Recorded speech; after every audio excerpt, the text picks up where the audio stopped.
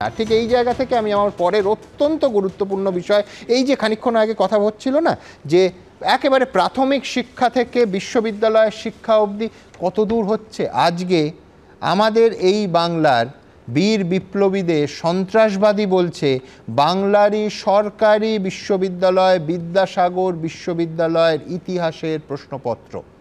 ঠিক কী হয়েছে ঘটনা, কতটা মারাত্মক, এবং তার আগে এই ঘটনা প্রথমবার হয়নি। পর পর দেখাবো ধারাবাহিকভাবে আমাদের বীর বিপ্লবীদের সন্ত্রাসবাদী তকমা সেঁটে দেয়া হচ্ছে। আর কেশরী 2 নিয়ে যারা ঝাঁপিয়ে পড়ছেন এবং অত্যন্ত সঙ্গতভাবে পড়ছেন, আমার কোনো আপত্তি নেই সেই ঝাঁপে, তারা নীরব কেন? প্রথম প্রতিবেদন। দেশের স্বাধীনতার জন্য প্রাণ বাজি রেখেছিলেন যে বঙ্গ সন্তানরা, তাঁদেরকেই কিনা সন্ত্রাসবাদী তকমা, তাও আবার এই বাংলারই সরকারি বিশ্ববিদ্যালয়ের পরীক্ষার প্রশ্নপত্রে। বিপ্লবের আঁতুড়ঘর মেদিনীপুরের বিদ্যাসাগর বিশ্ববিদ্যালয়ের ইতিহাসের এই প্রশ্নপত্র ঘিরেই নিন্দার ঝড় উঠেছে। বুধবার স্নাতক স্তরে 6ষ্ঠ সেমিস্টারের ইতিহাসের পরীক্ষা ছিল। সেখানেই প্রশ্নপত্রে লেখা হয় মেদিনীপুরের 3 জন জেলা ম্যাজিস্ট্রেটের নাম করো যারা সন্ত্রাসবাদীদের দ্বারা নিহত হন। ইতিহাস বলছে 1931 থেকে 1933 3 বছরে মেদিনীপুরে 3 জন ম্যাজিস্ট্রেটকে হত্যা করেন বিপ্লবীরা। সেই স্বাধীনতা সংগ্রামীদেরই ইতিহাসের প্রশ্নপত্রে সন্ত্রাসবাদী বলে উল্লেখ করা হয়েছে।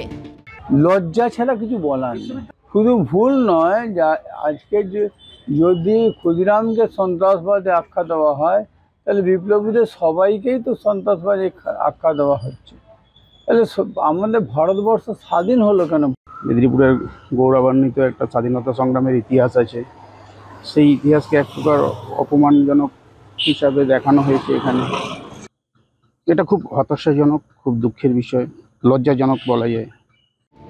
নিন্দা সমালোচনার মুখে পড়ে ইউজি বোর্ড অফ স্টাডিজের চেয়ারম্যান ও মডারেশন কমিটির এক সদস্যকে পদ থেকে সরিয়ে দেওয়া হয়েছে। আমরা বুঝতে পেরেছি যে কোথাও একটা অসাবধানতার ব্যাপার ছিল, কিন্তু ভুল যে প্রশ্নপত্রেই আটকে নেই তা স্পষ্ট খোদ উপাচার্যের কথা থেকেই। টেক্সটে কিন্তু মানে বইতে ওই মিলিট্যান্ট ন্যাশনালিজম বলে, কিন্তু আমরা এটাও বলেছি যে সিলেবাস রিভিউ করে এই রকম শব্দ যেগুলো কলোনিয়াল শব্দ, কলোনিয়াল সময়ের শব্দ, সেই শব্দগুলোকে সিলেবাস থেকে সেই শব্দ সম্বলিত যে সমস্ত চ্যাপ্টার টেক্সটের মধ্যে আছে, চ্যাপ্টারে আছে, বইতে আছে, যেন রিজেক্ট হয়। এই ইস্যু সামনে আসার পর রাজনৈতিক মহলে ঝড় উঠেছে। মমতা ব্যানার্জির সরকার স্বাধীনতা সংগ্রামীদেরকে সন্ত্রাসবাদী আখ্যা দিচ্ছে। অবিলম্বে কোশ্চেন সেটারকে সাসপেন্ড করতে হবে। ভাইস চ্যান্সেলর বিদ্যাসাগর ইউনিভার্সিটি তাকে শোকজ করতে হবে এবং উচ্চশিক্ষামন্ত্রী ব্রাত্য বসু তো কেউ নয়, তাই মুখ্যমন্ত্রীকে এর দায়ভার নিয়ে নিঃশর্তভাবে ক্ষমা চাইতে হবে। এই কথাগুলো বিজেপির বিরোধী দলনেতার মুখে শোভা পায় না, কারণ বিজেপি শাসিত রাজ্যগুলিতে কি ধরনের প্রশ্ন হয় এবং কি কি শব্দ প্রয়োগ হয় বারবার সেগুলো বিতর্কে আসে। যে এই শব্দটা যে ব্যবহার হয়েছে সন্ত্রাসবাদী, যিনি করেছেন, অন্যায় করেছেন, আমরা সবাই প্রতিবাদ করছি। প্রশ্নপত্র বিভ্রাটের প্রতিবাদে বৃহস্পতিবার পথে নামে সিপিএম এর ছাত্র সংগঠন এসএফআই ও এআইডিএসও। সৌমেন চক্রবর্তী, শিবাশিস মৌলিক ও কৃষ্ণেন্দু অধিকারীর রিপোর্ট, এবিপি আনন্দ। আমি অরূপের কাছে যাব।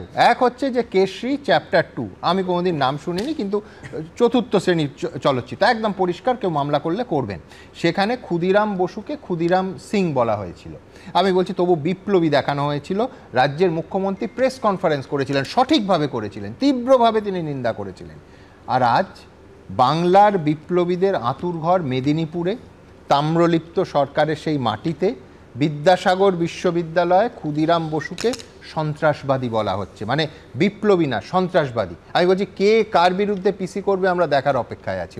সুমন, নিন্দনীয় বললেও কম বলা হয়, অসম্ভব ধিক্কারযোগ্য ঘটনা। যে বা যারা এই কাজ, ইতিমধ্যে দেখলাম বিশ্ববিদ্যালয়ের পক্ষ থেকে আজকে সাংবাদিক সম্মেলন করেও পরিষ্কারভাবে এই ঘটনাকে কন্ডেম করা হয়েছে, কেউ এই ঘটনাকে সমর্থন করছে না। আমার শুধু সুমন মনে পড়ছিল 2020 সালের সম্ভবত 19শে ডিসেম্বর বা 20শে ডিসেম্বর একজন বিজেপি জয়েন করেছিলেন, তারপর আপনি তার একটা 1:1 ইন্টারভিউ নিয়েছিলেন ঘটনাচক্রে। তিনি আজকে লিডার অফ অপোজিশন, তাকে আপনি প্রশ্ন করেছিলেন এই যে স্বাধীন তাম্রলিপ্ত সরকার বললেন সুশীলধারা অজয় মুখার্জির পথ নাকি শ্যামাপ্রসাদের পথ। তিনি উত্তর দিতে না পেরে পালিয়ে গিয়েছিলেন, কারণ সেই দলটা যারা মহাত্মা গান্ধীকে মালা দিয়ে তার খুনিকে মালা দেয় তাদের থেকে স্বাধীনতা সংগ্রামের ইতিহাস ভারতবর্ষের মানুষ শিখবে না। বিজেপির কাছে আমরা শিখবো না। যে ঘটনা ঘটেছে ক্ষুদিরাম বসুকে আমি বলছি কেশরী 2 নিয়ে মুখ্যমন্ত্রী প্রেস কনফারেন্স করেছিলেন না, এই বিদ্যাসাগর বিশ্ববিদ্যালয় নিয়ে প্রেস কনফারেন্স কবে হবে দেখার অপেক্ষায় আছি। আমি বলছি এক্ষেত্রে এটা সরকার কোনোভাবে এন্ডোর্স করা তো দূর, উল্টে প্রত্যেকে এই ঘটনার নিন্দা করেছে এবং বিশ্ববিদ্যালয় নিজে জানিয়েছে এই কাজ আরো ভালো করে স্ক্রুটিনি করা উচিত ছিল এবং তাকে সেই জায়গা থেকে সরিয়ে দেওয়া হয়েছে। সেই জায়গায় দাঁড়িয়ে কেউ একটা শব্দ ব্যবহার করছে ধিক্কারযোগ্য। আমার পরের প্রশ্ন খুব মারাত্মক, সেটা হচ্ছে 2019-এ 8ম শ্রেণীর সরকারি ইতিহাস বইতে ক্লাস 8-এর বাচ্চারা যেটা পড়বে, যেটা শিখবে, সেইখান থেকে ক্ষুদিরাম বসু এবং প্রফুল্ল চাকিকে সন্ত্রাসবাদী বলা হয়েছিল। তৎকালীন পার্থ চট্টোপাধ্যায় বিধানসভায় ভুল স্বীকার করতে বাধ্য হয়েছিলেন। আমার বক্তব্য যে শিক্ষার সর্বোচ্চ স্তর কোনটা, বিশ্ববিদ্যালয়, আর সর্বনিম্ন স্তর প্রাথমিক হয়ে উচ্চ প্রাথমিক ক্লাস 8, সেই একই ভুল হতে পারে? ভুলের রিপিটেশন হলে শুধু নিন্দা করে ছাড়া যায় নাকি? পরের প্রতিবেদন। সন্ত্রাস শব্দের অর্থ অতিশয় ত্রাস, অর্থাৎ ভয়ের পরিবেশ। অভিধান বলছে রাজনৈতিক উদ্দেশ্য সিদ্ধির জন্য অত্যাচার, হত্যা ও ত্রাস ছড়ানোয় বিশ্বাসী যারা, তারাই সন্ত্রাসবাদী। আর বিদ্যাসাগর বিশ্ববিদ্যালয়ে পরীক্ষার প্রশ্নপত্রে বিপ্লবদেরই দাগিয়ে দেওয়া হয়েছে সন্ত্রাসবাদী বলে জানিয়ে বিতর্ক তুঙ্গে উঠেছে। তবে এই প্রথম নয়, এর আগে সরকারি পাঠ্য বইয়েও এমন মারাত্মক লজ্জাজনক ভুল হয়েছে। রাজ্য সরকার অনুমোদিত মধ্যশিক্ষা পর্ষদের 8ম শ্রেণীর ইতিহাস বইয়ে সন্ত্রাসবাদী কার্যকলাপ শীর্ষক অধ্যায়ে উল্লেখ করা হয়েছিল ক্ষুদিরাম বসু, প্রফুল্ল চাকি সহ বিনয় বাদল দীনেশের কথা। 2013 সাল থেকে রাজ্যের বিভিন্ন সরকারি স্কুলে পড়ানো হচ্ছিল ওই বই। এই নিয়ে প্রশ্ন তোলায় প্রথমে অভিযোগ উড়িয়ে তৎকালীন শিক্ষামন্ত্রী পার্থ চট্টোপাধ্যায় দাবি করেন সরকারি কোনো বইয়ে এরকম তথ্য নেই, বেসরকারি বইয়ে রয়েছে কিনা তা খতিয়ে দেখা হবে। 2019 সালের 9 জুলাই বিধানসভায় ফের এই প্রসঙ্গটি তোলে বামেরা। শিক্ষামন্ত্রীকে 8ম শ্রেণীর পাঠ্য বই দেখিয়ে পূর্বস্থলী উত্তরের তৎকালীন সিপিএম বিধায়ক প্রদীপ সাহা প্রশ্ন করেছিলেন বেসরকারি বই নয়, সরকারি বইয়েই দেশের স্বাধীনতা সংগ্রামীদের সন্ত্রাসবাদী হিসেবে চিহ্নিত করা হয়েছে। এ বিষয়ে সরকারের বক্তব্য কি? তখন শিক্ষামন্ত্রী স্বীকার করেন সরকারি বইয়ে মারাত্মক ভুল হয়ে গিয়েছে। এখন থেকে এই ধরনের পাঠ্যপুস্তক ছাপার আগে সরকারকে দেখাতে হবে বিতর্কের মুখে পড়ে সেই ভুল শোধরানো হয়। 8ম শ্রেণীর ইতিহাস বইতে একটা সময় তৃণমূল জমানাতেই রাজ্য সরকারের বইতে ক্ষুদিরাম বসু, প্রফুল্ল চাকিদের সন্ত্রাসবাদী বলা হতো। প্রবল বিতর্ক হয়েছিল তা নিয়ে। তারপর সরকারি বইতে তার ভাষ্য বদলেছে। আমরা যাদবপুর বিদ্যাপীঠের 8ম শ্রেণীর সেই ক্লাসই আছে যে ক্লাসের পড়ুয়ারা সেই বই পড়ে। 3 জন ইতিহাসের শিক্ষক আছেন, তাদের থেকে জেনে নেব কি ছিল এবং কি হয়েছে। প্রফুল্ল চাকি, ক্ষুদিরাম বসু, মাস্টার সূর্য সেন, ভগৎ সিং প্রমুখের কার্যকলাপগুলোকে সন্ত্রাসবাদী কার্যকলাপ, বিপ্লবী সন্ত্রাসবাদী কার্যকলাপ হিসেবে চিহ্নিত করা হয়েছিল। কিন্তু বর্তমান সিলেবাসে সেই শব্দটি নেই। এখন সেই এনাদের কার্যকলাপ বিপ্লববাদী আন্দোলন হিসেবে উল্লেখ করা হয়েছে। এখন পুরোটাই তাদের কৃতিত্বটাকে তুলে ধরা হচ্ছে এবং বিপ্লবী কার্যকলাপ, বিপ্লববাদী কার্যকলাপ সেগুলোকে আমরা এর মধ্যে দিয়ে দেখতে পাই। এখন আর সন্ত্রাসবাদ শব্দটাকে ব্যবহার করা হয় না, পুরোটাই বিপ্লববাদী কার্যকলাপ হিসেবে তাদেরকে আমরা পড়াই। 8ম শ্রেণীর পাঠ্য বইতে ভুল শোধরানো হলেও 6 বছর পর বিদ্যাসাগর বিশ্ববিদ্যালয়ে প্রশ্নপত্রে আরও একবার মারাত্মক দুর্ভাগ্যজনক ভুল সামনে এলো। কৃষ্ণেন্দু অধিকারী, এবিপি আনন্দ, কলকাতা। দেখুন সুমন, এই রাজ্যে শিক্ষা ব্যবস্থার অবনতি থেকে কীরকম, পাঠ্য বইতে বেচারাম মান্নাকে সিঙ্গুর আন্দোলনের তাকে বলা হচ্ছে তিনি একজন আন্দোলনের নেতা মুখ, আর ক্ষুদিরাম বোস তিনি হয়ে যান সন্ত্রাসবাদী। আসলে শিক্ষা দপ্তর বা শিক্ষামন্ত্রীর কথা বললেন, তিনি তো তখন ব্যস্ত ছিলেন কিভাবে টাকা লুকোবেন বান্ধবীর বাড়িতে, তিনি ব্যস্ত ছিলেন কিভাবে রঞ্জন চন্দনদের মারফত, কুন্তল এদের মারফত টাকা রোজগার করবেন। তাই শিক্ষা জলাঞ্জলি যাচ্ছে যাক। আর পরিশেষে আরেকটা ছবি, এই বিদ্যাসাগর বিশ্ববিদ্যালয়তেই বাইরে ধর্মতলা চলোর একটা বড় একটা পোস্টার রয়েছে সুমন, আমি দর্শকদের দেখিয়ে দিচ্ছি। তো এখানে তো অনুপ্রাণিত অবস্থা, তো সেখানে রামধনুকে রংধনু হয়ে যায়। আমি জানি না এরপর আমাদের রামধনু বলা যাবে না, হয়তো বাচ্চাদেরও সে কথা বলে দেখো রংধনু। আর যেটা বললেন ক্লাস সাবজেক্টের প্রথমেই বললাম নিঃশর্তভাবে ক্ষমা চাওয়া উচিত। আমি একবার ক্ষমা চেয়েছি, আরো 5 বার ক্ষমা চাইলে হয়তো আমার নামে আন্দামান সেলুলার জেলটার নামকরণ হয়ে যাবে। কারণ স্বাধীনতা সংগ্রামের ইতিহাসে আরএসএস আর বিজেপির সংখ্যা খুঁজতে গিয়ে আর্যভট্ট শূন্যটা আবিষ্কার করেছিল। সবকিছু একটু আগে আপনারা একটা জিনিস, আমার বক্তব্য সৌম্য খুব পরিষ্কার, আমি সৌম্যর কাছে যাবো। ঠিক আছে, হলো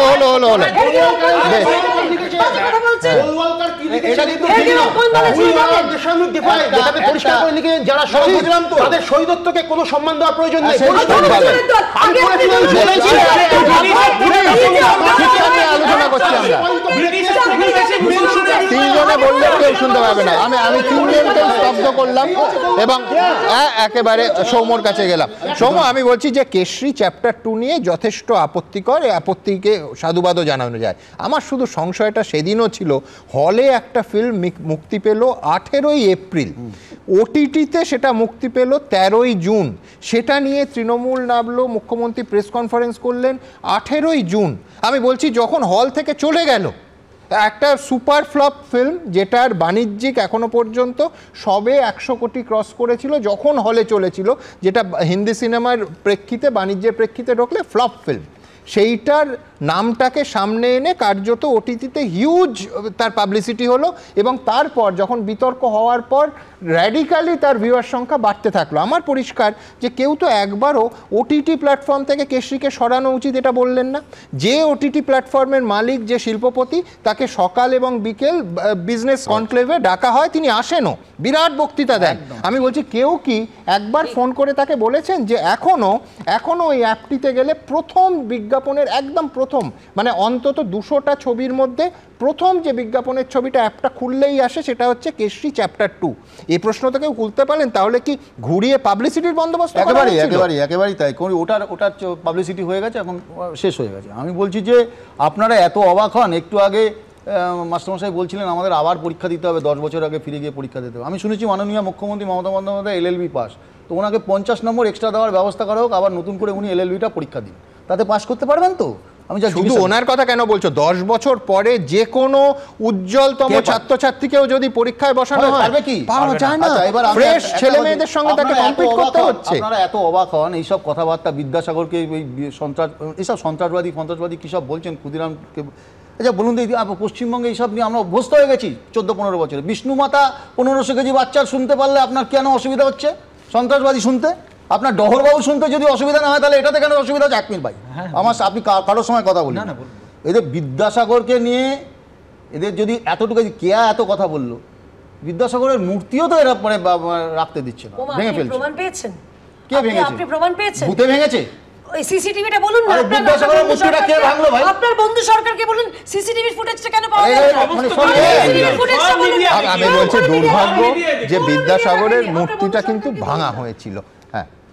আমি একটা জিনিস এখানে একটু ইতিহাসের প্রসঙ্গ উঠলো, ইতিহাস বইয়ের ছবি দেখানো হলো, তো আমার একটা প্রশ্ন খুব জানতে ইচ্ছে করে যে সিঙ্গুর আন্দোলনের ইতিহাস যদি ইতিহাস বইয়ে স্থান পায়, তাহলে পশ্চিমবঙ্গে যে এত বড় দুর্নীতি হলো এবং আমাদের জীবন যন্ত্রণা একদম নরক হয়ে যেতে বসছে, এই যন্ত্রণার ইতিহাস, এই চুরির ইতিহাস কি বইয়ে স্থান পাবে? আমার এটা কিন্তু প্রশ্ন রয়েছে। আমি এইখান থেকে শিক্ষাবিদরা আজকের এই রকম বাংলার বিপ্লবীদের সন্ত্রাসবাদী আখ্যা দেওয়ায় খুব স্বাভাবিকভাবেই মর্মাহত। পবিত্র সরকার, চিন্ময় গুহ, মিরাতুন নাহার, শিল্পী সমীর আইচ, রঞ্জন চক্রবর্তী কি বলছেন তারা দেখাবো। সন্ত্রাসবাদী বলে মনে করাটা আমার মনে হয় একেবারেই ঠিক কাজ নয়, এবং এটা তাদের প্রতি একটা অবমাননাও হচ্ছে। বিপ্লবী আর সন্ত্রাসবাদীদের অনেক তফাৎ আছে। যেরকম অনেকেই আছে বিনা কারণে, অর্থাৎ একটা ভিতরকার রাগ বশত একটা লোককে খুন করে, যেরকম আমাদের পুলওয়ামায় হলো, কতগুলো লোককে মেরে ফেললো। তো সেই রকম জঙ্গি তো এরা নন, এরা সেই অর্থে সাহসী এবং আত্মদানে তারা কোনো রকম পিছপা ছিলেন না। তো সুতরাং এদের প্রতি শ্রদ্ধা পোষণ করতে গেলে এদের সন্ত্রাসবাদী বলাটা একেবারেই উচিত হচ্ছে না। এটা তো মনে হচ্ছে ব্রিটিশ প্রশ্নকর্তারা প্রশ্ন করেছে স্বাধীনতার আগে, মানে এত বছর পরে এটা প্রায় অক্ষমনীয় অপরাধ বলে মনে হয়েছে। এই ধরনের ভুল শুধু না, এটা ইতিহাস বিকৃতি, কারণ স্বাধীনতা সংগ্রামীদের সন্ত্রাসবাদী বলতে পারে একমাত্র ব্রিটিশ সাম্রাজ্যবাদীরা। এটা কি করে হতে পারে, মানে কতটা ভুল ওরিয়েন্টেশন, কতটা ভুল শিক্ষা যিনি প্রশ্নকর্তা তার, মডারেটর তার, এবং বা অবহেলা মডারেটরের, সেটা আমি কল্পনা করতে পারিনি। আমার মনে হয়েছে যে পুরো জিনিসটা আমাদের অবক্ষয়ের একটা নতুনতর চিহ্ন। আর এটা ঘটলো মেদিনীপুরের মতো একটা জেলাতে, যে জেলা হচ্ছে বিপ্লবীদের জন্মদাত্রী। ফলে এটা খুব দুর্ভাগ্যের বিষয়। কিন্তু আবার ওই প্রশ্ন যে একটা মডারেশনের ব্যাপার থাকে, সমস্ত প্রশ্নই খানিকটা ওই নজরদারি থাকে, যে একটা কমিটি থাকে তারা প্রশ্নগুলো দেখে দেয়। এই মডারেশন কমিটি কেন দেখলো না? আমার কাছে প্রথম মনে হয়েছে এটা শোনার পরে যে এই প্রশ্নটা বোধহয় ব্রিটিশ নাগরিকরা করেছে। এটা আমাদের রাজ্যে, আমাদের দেশে, ভারতবর্ষে কি করে এত বছর পর এদেরকে সন্ত্রাসবাদী বলা হয়, যাদেরকে আমরা পারলে রোজ পুজো করার কথা এবং করেও ভারতবাসী, আমাদের যারা স্বাধীনতা সংগ্রামী, তাদেরকে যদি সন্ত্রাসবাদী বানিয়ে দেওয়া হয়, এটা ছেলে মেয়েদের মনে কি আসবে, বা ইতিহাসকে এইভাবে বিকৃত করা হচ্ছে কেন, কার উদ্দেশ্য কি, এটা নিয়ে কিন্তু বড় একটা প্রশ্ন আসছে। শিক্ষা ব্যবস্থার বেহাল দশা, অতলে তলিয়ে যাওয়ার দশাটা বোধহয় পূর্ণ হতে চলেছে। তারই একটি জলজান্ত দৃষ্টান্ত এটি। কেন না, স্কুল স্তর থেকে বিশ্ববিদ্যালয় স্তর পর্যন্ত যাতে শিক্ষাটা কিছুমাত্র না হয়, অশিক্ষার বিস্তার, শিক্ষাহীনতার বিস্তার ঘটে, সেটা পরিকল্পিতভাবে ঘটানো হচ্ছে। বিপ্লবের অর্থ এরা বোঝেন না। অন্যায়ের প্রতিরোধ করার জন্যে, বিশেষ করে প্রতিরোধ করার জন্যে বিপ্লবীরা বিপ্লবী হয়েছিলেন। আসলে এই বিভ্রান্তিটার সূত্রপাত হয়েছে ইংরেজদের যে নথি, পুলিশ রিপোর্ট এবং ঔপনিবেশিক কাগজপত্র, সেখানে এদেরকে সন্ত্রাসবাদী বা ডাকাত বা অপরাধী এইসব ভাষায় লেখা আছে। কিন্তু আমরা যখন ইতিহাস লিখি স্বাধীনতা সংগ্রামের, তখন এইগুলোকে সঠিকভাবে মূল্যায়ন করে বর্ণনা করি, সঠিক পরিভাষায় কথা বলি আমরা, তাহলে ঐতিহাসিকভাবে কোনো বিভ্রান্তি হয় না এবং ওই বিপ্লবী জাতীয়তাবাদী এই শব্দটাই, এই শব্দবন্ধনটাই সঠিক। দেখুন, অনেকে প্রবাদ হিসেবে বলেন যে এক যাত্রায় পৃথক ফল। অনেকে সেটা একটু রাজনীতির ছোঁয়া দিয়ে বলেছেন। খুব জনপ্রিয় হয়েছিল সেই স্লোগান এই বাংলায়, রায়গঞ্জে বেল আর মাঝদিয়ায় জেল। কেন এই কথা বলছি? হঠাৎ কাঞ্চন মল্লিকের এবং কৌস্তব বাগচি কোথায় এক জায়গায় একই রকম দুটো ঘটনায় এক যাত্রায় পৃথক ফল হচ্ছে বলে আমাদের মনে হচ্ছে আপনাদের দেখাবো। অভিনেতা এবং বিধায়ক কাঞ্চন মল্লিকের বিরুদ্ধে স্কুল অফ ট্রপিক্যাল মেডিসিনের বিভাগীয় প্রধানকে হুমকি দেওয়ার অভিযোগ। কাঞ্চন কি বলেছেন তাও পাশাপাশি দেখাবো, এবং অবশ্যই দেখাবো কেন সেই প্রশ্নে আসবো কৌস্তব বাগচির ঘটনা, সাম্প্রতিকতম ডাক্তারবাবুদের হুমকি দেওয়ার যে অভিযোগ, তার সঙ্গে একটা মিল আছে। কিন্তু এক যাত্রায় পৃথক ফল কি? প্রথমে কাঞ্চন মল্লিক। চিকিৎসকদের বুকে কালো ব্যাজ, হাসপাতালে দেওয়াল জুড়ে পরপর পোস্টার, কোনোটায় লেখা ভগবান নয় মানুষ, ডাক্তারদের মানুষ হিসাবে ভাবতে শিখুন, কোনোটায় আবার লেখা হতাশাকে হেনস্থায় বদলে ফেলবেন না, মানবিকতাকে বেছে নিন। স্কুল অফ ট্রপিক্যাল মেডিসিনে তৃণমূল বিধায়ক কাঞ্চন মল্লিকের দাদাগিরির অভিযোগে বৃহস্পতিবার এভাবেই প্রতিবাদ ক্ষোভ জানালেন চিকিৎসক ও স্বাস্থ্যকর্মীরা। তৃণমূল বিধায়কের বিরুদ্ধে দ্রুত পদক্ষেপ চেয়ে হাসপাতাল কর্তৃপক্ষকে চিঠি দিয়েছে রেসিডেন্ট ডক্টরস অ্যাসোসিয়েশন। অবশ্যই আমাদের যেটা মূল দাবি বা আমাদের পরামর্শ, সেটা হচ্ছে যে এই চিকিৎসা ক্ষেত্রে যে বারবার করে যে আগ্রাসন আসছে বিভিন্নভাবে, সেই আগ্রাসনের সঠিক, যারা আগ্রাসী মনোভাব নিয়ে যারা ডাক্তারদের ওপর, চিকিৎসা কর্মীদের ওপর, নার্সদের ওপর নির্যাতন করছেন, সেটা শারীরিকভাবে হতে পারে বা সেটা কথার মাধ্যমে হতে পারে, সেই সমস্ত ক্ষেত্রে এগুলোর নির্দিষ্টভাবে তদন্ত করে তাদের নির্দিষ্টভাবে শাস্তি প্রক্রিয়ার ব্যবস্থা করা হোক। তৃণমূল বিধায়ক কাঞ্চন মল্লিকের বিরুদ্ধে কড়া ব্যবস্থা নেওয়ার দাবি জানানো হয়েছে আরও একাধিক চিকিৎসক সংগঠনের তরফে। এই যে কালচার, তৃণমূলের কালচার, যেটা তৃণমূল এই বিধায়কের মধ্য দিয়ে যেটা ফুটে উঠেছে, আমরা এই ঘটনার তীব্র নিন্দা জানাচ্ছি, প্রতিবাদ জানাচ্ছি, উচ্চ পর্যায়ের তদন্তের দাবি করছি এবং এই বিধায়কের বিরুদ্ধে আজকে আইনানুগ ব্যবস্থা নেওয়ার জন্য আমরা দাবি জানাচ্ছি। বৃহস্পতিবার স্কুল অফ ট্রপিক্যাল মেডিসিনে গিয়ে ডিরেক্টরের সঙ্গে বৈঠক করেন নারী ও শিশু কল্যাণ মন্ত্রী Shashi Panja. Ball is in the court of the Swasthya Bhavan. আমরা মাননীয় বিধায়ক সঙ্গেও কথা বলবো, আমি মাননীয় স্পিকারকেও এই বিষয়টা বলেছি, তিনি কথা বলুন। বুধবার দুপুরে স্কুল অফ ট্রপিক্যাল মেডিসিনে যান তৃণমূল বিধায়ক কাঞ্চন মল্লিক। তৃণমূল বিধায়কের স্ত্রীর দিদিমার ত্বকের চিকিৎসার জন্য সেখানে যান তিনি। সেখানেই এক চিকিৎসকের সঙ্গে দুর্ব্যবহার ও তাকে বদলি করে দেওয়ার হুমকির অভিযোগ ওঠে তার বিরুদ্ধে। মনে হলো যে হয়তো ওনাদের ওয়েট করতে হলো, তাই কেন রাখলেন উনি আমি বুঝতে পারিনি, তবে ওনার বিহেভিয়ারটা আমার খুব খারাপ লাগে। যদিও অভিযোগ অস্বীকার করেছেন তৃণমূল বিধায়ক কাঞ্চন মল্লিক। উনি তাকে বললেন আপনি স্কিন ডিপার্টমেন্টে তো দেখিয়েছেন, আপনি কেন আবার আপনি এখানে কেন পেলেন? হঠাৎ উনি বলে কি না দেখবো সেটা আপনি ঠিক করবেন। একটা ওষুধ ছিল, আমাকে জিজ্ঞেস করেছে আচ্ছা এই নেক্সট ওষুধটা কি চলবে না বন্ধ করে দেবো? উনি বললেন আপনি এমবিবিএস ডাক্তার না? আমি এমবিবিএস। যা তাহলে এখানে আসুন, এখানে এসে আপনি প্রেসক্রিপশন করে নিন, যান। এই আমি তখন বলেছি যে আপনি এভাবে কেন কথা বলছেন? আমি বললাম কি আশ্চর্য, আপনি গলা নামিয়ে কথা, এই আবার কি ধরনের কথাবার্তা? তৃণমূল বিধায়কের আচরণের কড়া সমালোচনা করেছে বিরোধীরা। কাঞ্চন মল্লিক তো বারে বারে বেপরোয়া কাজ করে, বারে বারে করে। এদের মাথায় পিসির হাত রয়েছে, অতএব এরা বেপরোয়া।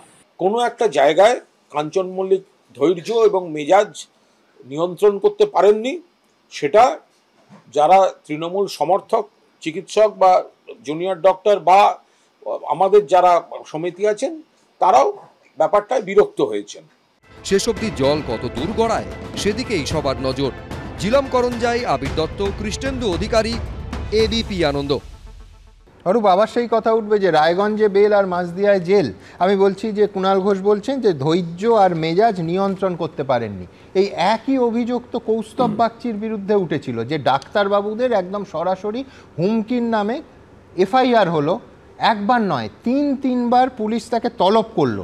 সেটাও ডাক্তারবাবুদের হুমকি, এটাও ডাক্তারবাবুদের হুমকি। তার মধ্যখানে যেটা বাড়তি সেটা হচ্ছে তৃণমূল কংগ্রেসের প্রচুর সমর্থক, মহিলা সমর্থক কৌস্তব বাগচির বাড়ির সামনে গিয়ে বিক্ষোভও দেখালো। কিন্তু আমার বক্তব্য যে এই তো দুটো একই জিনিস।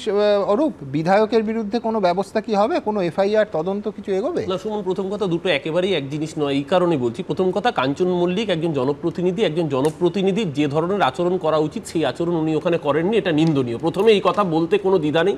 দলের কেউ এই ঘটনাকে এন্ডোর্স করেননি। পার্থক্যটা কোথায় দেখুন, পার্থক্যটা হচ্ছে কৌস্তবের ঘটনাকে নিন্দা জানিয়ে বিজেপির কোনো নেতার বিবৃতি কিন্তু আপনি এখন অবধি দেখাতে পারবেন না। এক, দ্বিতীয়ত হচ্ছে কৌস্তবের ঘটনায় স্পেসিফিক্যালি ওই ডাক্তার সংশ্লিষ্ট থানায় এফআইআর করেছিলেন। এই ঘটনায় রেসিডেন্ট ডক্টর অ্যাসোসিয়েশন তারা নিন্দা করেছে। তারা যদি মনে করে এফআইআর করবে তাহলে প্রশাসনিক ব্যবস্থা নেবে। পার্থক্যটা কোথায় সুমন? অ্যাপ্রোচের। ধরুন একজন চিকিৎসক, কোভিডের সময় অক্সিজেন নেই, তখন অক্সিজেনের হাহাকার চলছে। একজন চিকিৎসক 19 জন শিশুর প্রাণ বাঁচিয়েছিলেন গোরখপুর হাসপাতালে। তার কি অবস্থা হয়েছিল ডক্টর কাফিল খান, আমরা আজ অব্দি ভুলি। এইখানে তোমার সঙ্গে তৃণমূলের কেউ কাঞ্চন মল্লিকের আচরণকে সমর্থন করছেন না। জনপ্রতিনিধির আচরণ আরো সংবেদনশীল অবশ্যই হওয়া উচিত। প্রত্যেকে বলছে বিরোধী হলে তার বাড়ির সামনে বিক্ষোভ এবং তিনবার তলব পুলিশের। লাভ নেই, কাঞ্চন মল্লিকটা পরে আসছে, এবার রিভাইন্ড করে যাচ্ছি। সোহমের ঘটনা মনে আছে? পার্কিং নিয়ে কিরকম পেটানো হলো, বলতে দিন না ভাই। তার বিরুদ্ধে কোনো ব্যবস্থা নেওয়া হলো, সে চুপচাপ গিয়ে তাকে জামিন করে দেওয়া হলো। এবং সরকারি প্রসিকিউটর, পাবলিক প্রসিকিউটরের ঘরে পায়ে পা তুলে বসে সে চলে এলো বীর দর্পে। এটাই হচ্ছে তফাৎ। আর উনি বলছেন না বাড়ির সামনে বিক্ষোভ। অনুব্রত মণ্ডল যে রাজ্যে, তার বিরুদ্ধে ব্যবস্থা হয় না। কাঞ্চন মল্লিক তো কোন ছাড়, মনোজিতরা, ম্যাঙ্গো ট্যাঙ্গোরা গলা উঁচিয়ে কোথাও মদের আসর বসাচ্ছে, কেউ মেয়েকে দিয়ে মাথা টেপাচ্ছে, মাসাজ পার্লার করছে। ব্যবস্থা তো করে, আমি বলছি তদন্ত কেন নয়? আমি অর্পের সঙ্গে ডিফার করতে চাই এই পয়েন্টে। দেখুন, স্কুল অফ ট্রপিক্যাল মেডিসিন সরকারি চিকিৎসালয়। সরকারি চিকিৎসালয়ে একজন সরকারি চিকিৎসকের তিনি ডিউটিরত অবস্থায় এইভাবে একজন শাসক দলের এমএলএর দ্বারা হেনস্থা হলেন, আর সরকারি দলের প্রতিনিধি তিনি শুধু বলছেন যে আমি নিন্দা করছি। আচ্ছা, তিনি তো ডিউটি করছিলেন, ডিউটিরত অবস্থায় একজন চিকিৎসক হেনস্থা হলে সরকার কোনো ব্যবস্থা নেবে না? দেখুন, কৌস্তবের ম্যাটারটা সেটা বেসরকারি হাসপাতালে করেছে, কিন্তু সরকারি চিকিৎসালয়ে একজন শাসক দলের এমএলএ তিনি এইভাবে হেনস্থা করবেন সরকারি চিকিৎসককে, ব্যবস্থা হবে না, শুধুমাত্র নিন্দা করে ছেড়ে দেবেন? না, কত ব্যবস্থা দাঁড়িয়ে আছে। সরকারি ডিউটিরত অফিসার, এই অনুব্রত সরকারি ডিউটিরত অফিসার গঙ্গাধর ভট্টাচার্য। অর্থাৎ একদিকে এফআইআর, তিনবার তলব এবং বিক্ষোভ। আমি দ্রুত একবার তুলনাটা দেখে নিই, পরে প্রতিবেদন। একদিকে ব্যারাকপুর হাসপাতালে ঢুকে বিজেপি নেতা কৌস্তব বাগচির হুমকি, অন্যদিকে স্কুল অফ ট্রপিক্যাল মেডিসিনে গিয়ে তৃণমূল বিধায়ক কাঞ্চন মল্লিকের চিকিৎসকের সঙ্গে দুর্ব্যবহার ও বদলি করে দেওয়ার হুমকির অভিযোগ। শাসক বিরোধী দুপক্ষের দুই নেতার এই আচরণ ঘিরেই এখন জোর বিতর্ক। বিজেপি নেতা কৌস্তব বাগচির বিরুদ্ধে এফআইআর দায়ের হয়েছে, 3 বার পুলিশ তলব করেছে, কিন্তু তৃণমূল বিধায়ক কাঞ্চন মল্লিকের বিরুদ্ধে কি ব্যবস্থা নিচ্ছে পুলিশ প্রশাসন? কেন তার বিরুদ্ধে এখনো পুলিশ কোনো পদক্ষেপ করলো না? এই প্রশ্ন তুলছেন অনেকেই। আপনার মনে করছেন যে দুজনের ক্ষেত্রে এক যাত্রার পৃথক ফল হলো না? সেখানে একজন রাজনৈতিক নেতার যে আচরণ সেটাকে আমরা নিন্দা করেছি এবং পুলিশ সেখানে পদক্ষেপ গ্রহণ করছে বলে শুনেছি। এবং এক্ষেত্রে এখনো পর্যন্ত আমরা যেটা জানতে পেরেছি যে সেখানকার মাননীয় ডিরেক্টর স্যার তিনি হচ্ছেন যে স্বাস্থ্য ভবনের কাছে জানতে চেয়েছেন যে কি করা উচিত, কিন্তু এখনো পর্যন্ত কোনো প্রশাসনিক পদক্ষেপ তার বিরুদ্ধে কোনো ব্যবস্থা এখনো পর্যন্ত গ্রহণ করেননি। এটা অত্যন্ত দুঃখের। এটাকে আমরা বলি যে সিলেক্টিভ প্রসিকিউশন। 14 তলা থেকে যদি কারুর মাথায় যে তিনি তার দলের কেউ হলে তার 7 খুন মাপ, এই ঘটনা কিন্তু যে কৌস্তব বাগচির ক্ষেত্রে যা ঘটলো এবং মানে কাঞ্চন মল্লিকের ক্ষেত্রে এখনো পর্যন্ত যা ঘটনা ঘটেছে, আমাদের মনে হয় যে এটা কিন্তু সেই পরিপ্রেক্ষিতেই ঘটনাটা মানে তারই সূত্রে হয়েছে। বুধবার স্কুল অফ ট্রপিক্যাল মেডিসিনে বিভাগীয় প্রধানকে হুমকি দেওয়ার অভিযোগ ওঠে কাঞ্চন মল্লিকের বিরুদ্ধে। এই ঘটনায় লিখিতভাবে ঊর্ধ্বতন কর্তৃপক্ষের কাছে মেডিসিনের বিভাগীয় প্রধান অভিযোগ জানিয়েছেন। যদিও পুলিশ সূত্রে খবর, স্কুল অফ ট্রপিক্যাল মেডিসিনের ডিরেক্টর কিংবা যার সঙ্গে ঘটনাটি ঘটেছে সেই চিকিৎসক কেউই কাঞ্চন মল্লিকের বিরুদ্ধে থানায় অভিযোগ জানাননি। এই আবহেই বিজেপি নেতা কৌস্তব বাগচি সোশ্যাল মিডিয়ায় লিখেছেন, ব্যারাকপুরে একটি প্রাইভেট নার্সিং হোমে ডাক্তার ও ম্যানেজমেন্টের গাফিলতিতে একজন গরিব মানুষ মারা গেলেন। তার প্রতিবাদ করায় পিসি ভাইপোর নির্দেশে কিছু ডাক্তার সংগঠন আমার বিরুদ্ধে গর্জে উঠলেন। পুলিশ আমার বিরুদ্ধে মামলা রুজু করল। ওদিকে সরকারি হাসপাতালে ক্ষমতার অপব্যবহার করে হাসপাতালের বিভাগীয় প্রধানের সাথে দুর্ব্যবহার ও তাকে বদলির হুমকি দিলেন তৃণমূল বিধায়ক কাঞ্চন মল্লিক। ডাক্তার সংগঠনগুলো কই? পুলিশ কই? উত্তরপাড়ার বিধায়কের যে আচরণ, সে আচরণ তো অনুকরণীয় নয়, সমালোচনার যোগ্য। নিশ্চিতভাবে জানুন, কোনো ভারতীয় জনতা পার্টির কার্যকর্তা বা ভারতীয় জনতা পার্টির বিধায়ক যদি করত, তাহলে মেডিকেল এস্টাবলিশমেন্ট অ্যাক্ট, যে নতুন অ্যাক্ট তৈরি হয়েছে, যেখানে এই ধরনের কোনো চিকিৎসা কেন্দ্রে চিকিৎসা কর্মীকে হেনস্থা করার যে কড়া আইন হয়েছে, সেই আইন অনুযায়ী ব্যবস্থা হতো। আমরা পুলিশ মন্ত্রীর কাছে, স্বরাষ্ট্র দপ্তরের কাছে জানতে চাই, কাঞ্চন মল্লিকের বিরুদ্ধে সেই ব্যবস্থা নেওয়া হয়েছে কি? দুদিন আগে চিকিৎসক বিজেপির এক তৎকাল নেতা কদিন আগে গিয়ে চিকিৎসকদের সঙ্গে জঘন্য ব্যবহার করেছেন। কাঞ্চন মল্লিকের বিরুদ্ধে যে অভিযোগটা আছে সেটা কিন্তু ততখানি ওই ধরনের অতখানি সিন ক্রিয়েট অবধি যায়নি। কোনো একটা জায়গায় কাঞ্চন মল্লিক ধৈর্য এবং মেজাজ নিয়ন্ত্রণ করতে পারেননি। যে অংশটা অবাঞ্ছিত, যে অংশটা অ্যাভয়েড করলেই ভালো হতো, সেটা তৃণমূল কংগ্রেস স্পষ্টভাবে বলেছে। 7 জুলাই ব্যারাকপুর কোর্টে আত্মসমর্পণ করে জামিন নেন বিজেপি নেতা কৌস্তব বাগচি। 12 তারিখ অর্থাৎ শনিবার হাজিরা দিতে তাঁকে ফের নোটিশ পাঠিয়েছে মোহনপুর থানা। সমীরণ পাল, ছিলম করঞ্জাই ও ময়ূক ঠাকুর চক্রবর্তীর রিপোর্ট, এবিপি আনন্দ। শামীম একটা কথা বললেন, ঠিক উনি প্রতিবাদ করেছেন যে অন ডিউটি সরকারি অফিসার, সরকারি আধিকারিকের উপর এরকম দুর্ব্যবহারের জন্য। আমার ভালো লাগতো শামীমের মুখ থেকে যদি নিন্দাটা শুনতে পেতাম, যখন গতকালকের বন্ধে একজন পুলিশ অফিসারকে চড় মেরেছে এসএফআইআর কলকাতা জেলা প্রেসিডেন্ট, তখন শামীমের মুখ থেকে এই কথাগুলো শুনতে পাই না। এই যে সিলেক্টিভ এই রাজনীতিগুলো, শামীম কার প্রতিনিধি? সিপিএম এর প্রতিনিধি, আইনজীবী।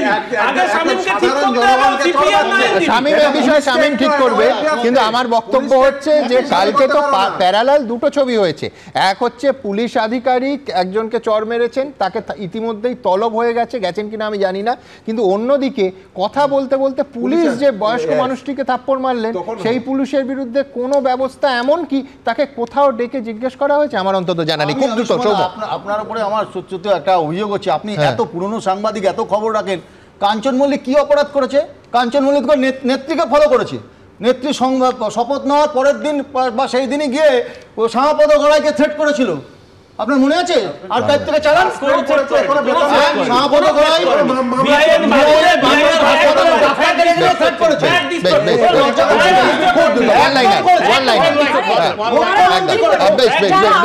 ডাক্তারকে সম্মান করে না, আর্জি করে গিয়ে যারা জুলুমবাজি করে যে তৃণমূল, আপনার মনে হয় একটা বলতে আর্জি করে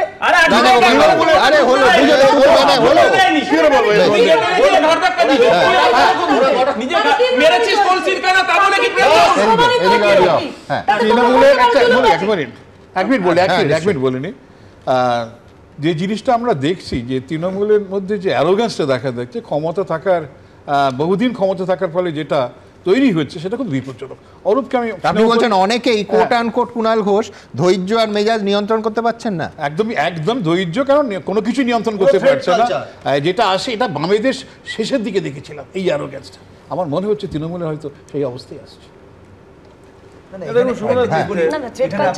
পুলিশ প্রশাসনের কখনো নিষ্ক্রিয়তা কখনো সক্রিয়তা নিয়ে আলোচনা করছেন। এই শিক্ষকরা যখন ডিআই অফিস অভিযানে গেছিল, এই পুলিশ লাঠিচার্জ করে মাথা ফাটিয়েছে, আমাকে লাথি মেরেছে, তাহলে অবাক এতে বিশ্বের কিছু নেই। এটা এখন ন্যাচারাল, এটা মেনে নিতে হবে। আরো কি দুর্দিন আসছে সেটা দেখতে থাকবে। আমি শুধু যোগ করব, কালকে দেখাতে বাধ্য হয়েছি যে পুলিশ তারা অভিযুক্ত, আবার বলছি, লালবাজার 4 সাব ইন্সপেক্টরকে সাসপেন্ড করেছেন তোলাবাজির দাবি এবং তোলাবাজিতে তোলা পাননি বলে 30টা মালবাহী ট্রাক সেখানে ভাঙচুর চালিয়েছে পুলিশ। আমি বলছি কালকে বিস্তারিত আলোচনা করেছি, আমি আলোচনায় যাব না, কিন্তু এই মুহূর্তে আপনাদের সামনে যে প্রতিবেদনটা রাখবো সেটা ভারতীয় গণতন্ত্রের পক্ষে অত্যন্ত গুরুত্বপূর্ণ। যে এই বিশেষ ভোটার তালিকা সংশোধন কর্মসূচি বিহারে বড় সড় ধাক্কা খেল নির্বাচন কমিশন। স্থগিতাদেশ না দিলেও সর্বোচ্চ আদালত একেবারে স্পষ্ট জানিয়ে দিয়েছে যে ভোটারদের যে ফর্ম ফিল আপ করতে হচ্ছে তার সঙ্গে জমা দেওয়া নথি হিসেবে ভোটার কার্ড, আধার কার্ড এবং রেশন কার্ডকেও বিবেচনা করতে হবে। নিঃসন্দেহে আবার বলছি, ভারতীয় গণতন্ত্রের পক্ষে অত্যন্ত গুরুত্বপূর্ণ একটি রায়। দেখুন, বিহারে ভোটার তালিকার বিশেষ সংশোধনী প্রক্রিয়া চলবে, তবে ভোটার কার্ড, আধার কার্ডের মতো যে নথিগুলি জাতীয় নির্বাচন কমিশন বিবেচনার মধ্যে আনতেই চাইছিল না তা তালিকায় অন্তর্ভুক্ত করা উচিত বলে এবার মন্তব্য করল সুপ্রিম কোর্টের বেঞ্চ, যার ফলে কার্যত জোর ধাক্কা খেল কমিশন। এবছরের শেষে বিধানসভা ভোট রয়েছে পশ্চিমবঙ্গের পাশের রাজ্য বিহারে। তার আগে সেখানে শুরু হয়েছে ভোটার তালিকার বিশেষ সংশোধন কর্মসূচি। 25শে জুলাইয়ের মধ্যে এই কাজ সেরে ফেলতে চায় নির্বাচন কমিশন। বিহারের ভোটারদের নির্দিষ্ট ফর্ম বিলি করা হয়েছে, তা পূরণ করে নথি সহ জমা দিতে হবে সংশ্লিষ্ট দপ্তরে। নথি হিসেবে দেখাতে হবে নিজের এবং বাবা মায়ের জন্মের শংসাপত্র। কিন্তু কমিশন জানিয়েছিল আধার কার্ড, ভোটার কার্ড বা রেশন কার্ডের মতো নথি বিবেচিত হবে না। আর এখানেই দানা বেঁধেছে বিতর্ক। বিরোধীদের দাবি, এভাবে প্রায় 3 কোটি ভোটারকে বাদ দিয়ে বিহারে বিজেপির জয় নিশ্চিত করতে চাইছে মোদী সরকার। নির্বাচন কমিশনের সঙ্গে মোদী সরকারের আতাতের অভিযোগেও সরব হয় সব বিরোধী দলগুলি। এই প্রেক্ষাপটে বৃহস্পতিবার অত্যন্ত তাৎপর্যপূর্ণভাবে সুপ্রিম কোর্টের বিচারপতি সুধাংশু ধুলিয়া এবং বিচারপতি জয়মাল্য বাগচি তাদের পর্যবেক্ষণে বলেন, আমাদের মতে পরিচয়ের প্রমাণ হিসেবে বিবেচিত 11টি নথির তালিকায় আধার কার্ড, ভোটার কার্ড এবং রেশন কার্ড অন্তর্ভুক্ত করা উচিত। তবে এ বিষয়ে চূড়ান্ত সিদ্ধান্ত নির্বাচন কমিশনের উপর নির্ভর করবে। যদি কমিশন এই নথিগুলি গ্রহণ না করে তবে তার উপযুক্ত কারণও ব্যাখ্যা করতে হবে। নির্বাচন কমিশনের আইনজীবী রাকেশ দ্বিবেদী সর্বোচ্চ আদালতে জানান, নাগরিকত্বের প্রমাণ হিসেবে আধার কার্ডকে ব্যবহার করা যাবে না। কিন্তু বিচারপতি সুধাংশু ধুলিয়া ও বিচারপতি জয়মাল্য বাগচির বেঞ্চ প্রশ্ন তোলে, কেন আধার কার্ডকে গ্রাহ্য বলে ধরা হবে না? আজকে কোর্ট কার্যত আধার অথবা ভোটার লিস্ট তাকে মান্যতা দেবার কথা বলেছে। নির্বাচন কমিশন নিশ্চয়ই পারলে বুঝবে যে শুধু মোদিজি কি বললো সে অনুযায়ী নাচলে এদেশে মানুষ তা মানবে না। ভোটার তালিকা সংশোধনে নির্বাচন কমিশনের তাড়াহুড়ো নিয়েও বৃহস্পতিবার প্রশ্ন তোলে সর্বোচ্চ আদালত। কমিশনের আইনজীবীর উদ্দেশ্যে বিচারপতি জয়মাল্য বাগচি প্রশ্ন করেন, 1 মাসের মধ্যে কাজ শেষ করতে চাইছেন কেন? জনগণনা সারা বছর ধরে হয়, আপনারা এত তাড়াহুড়ো করছেন কেন?